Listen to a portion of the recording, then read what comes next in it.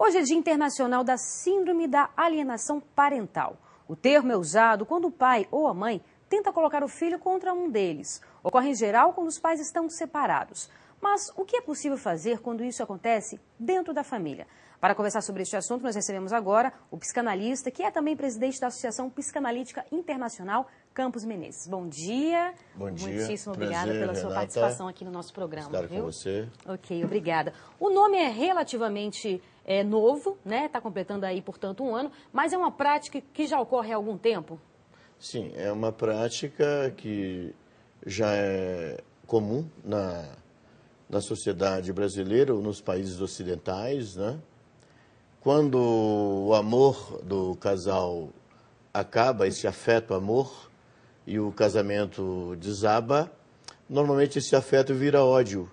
E eles esquecem que a família, a função de pai e a função de mãe, triangulada com a criança, não pode desaparecer. O casal desaparece como marido e mulher, mas pai, mãe e filho têm que continuar como uma família. Agora, doutor, essa tentativa, né, de colocar o pai ou a mãe, a criança contra o pai ou a mãe, é muito prejudicial para a criança? É bastante prejudicial, porque a criança, do momento que já percebe o conflito dos pais, já começa a ter um trauma, já é um trauma. Quando há a separação, já é o segundo trauma que une-se ao primeiro. E no momento em que a criança se vê ouvindo um discurso destrutivo da mãe em relação ao pai e do pai em relação à mãe, com certeza nós vamos ter graves problemas na infância, distúrbio de aprendizagem, angústia e variados sintomas, neurose infantil e inclusive casos de psicose. Então, os sintomas são variados e, obviamente, vai depender da resposta de cada criança. Quer dizer, os prejuízos podem ser muito grandes, né? Até porque a figura paterna e materna é muito importante para a criança, né? E para o jovem. Perfeitamente. Nós sabemos que o primeiro modelo de amor é a mãe, o segundo modelo de amor é o pai. E, obviamente, se a criança... Já dizia Winnicott, um grande psicanalista inglês, a criança só existe porque existe a mãe e também o pai. Claro. No momento que não existem essas figuras, a criança perde o seu mundo. E muitas vezes é sutil essa tentativa de se colocar contra o pai ou a mãe, ou é uma forma clara? Como é possível perceber isso claramente? Na verdade, eu diria que nós podemos citar o deus romano Janus. A alienação parental tem duas faces, como o deus romano. De um lado está a criança, do outro lado estão os pais. E os pais, nesta guerra de ódios, que é muito comum acontecer depois da dissolução da sociedade conjugal, a criança passa a ser o para-raio e o objeto da disputa desta posição de ódio em que cada um se coloca. E como é que o senhor avalia essa lei?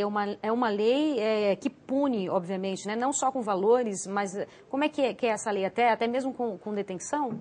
Essa lei que foi promulgada em 26 de agosto de 2010 pelo presidente anterior, eu achei muito oportuna. Ela cria situações em que se pune, obviamente, há uma averiguação psíquica a respeito do que está acontecendo. E, obviamente, a vara da família toma uma posição, colocando psicoterapia compulsória, enfim, e criando situações e até manejando, vamos dizer, o pátrio poder, né? Agora, o que eu vejo que o Brasil não tem, como alguns países, como a Inglaterra, um Ministério da Criança, da Juventude e da Família, que deveria se preocupar, obviamente, especificamente com as questões psíquicas da saúde mental da família. Nós não temos no Brasil, e como o governo tem criado tantos ministérios, eu acho que seria o caso de se criar esse ministério para implementar na área do executivo uma política de família e não deixar a coisa chegar ao tribunal quando os prejuízos já estão todos já marcados e a criança já está marcada por essa guerra de ódio entre pai e mãe, que não tem consciência de que a família continua a existir. Os casamentos se fazem com muita pompa e testemunho, com o Estado presente, mas as separações podem ser feitas em silêncio nos cartórios. E, portanto, eu tenho certeza que a maioria dos casais que se separam não tem conhecimento do texto desta nova lei. Ok. Rapidamente, qual o site que as pessoas podem entrar para ter mais informações, por favor? Eu sou presidente da Associação da Refundação Psicanalítica Internacional, estou falando aqui como psicanalista. O site é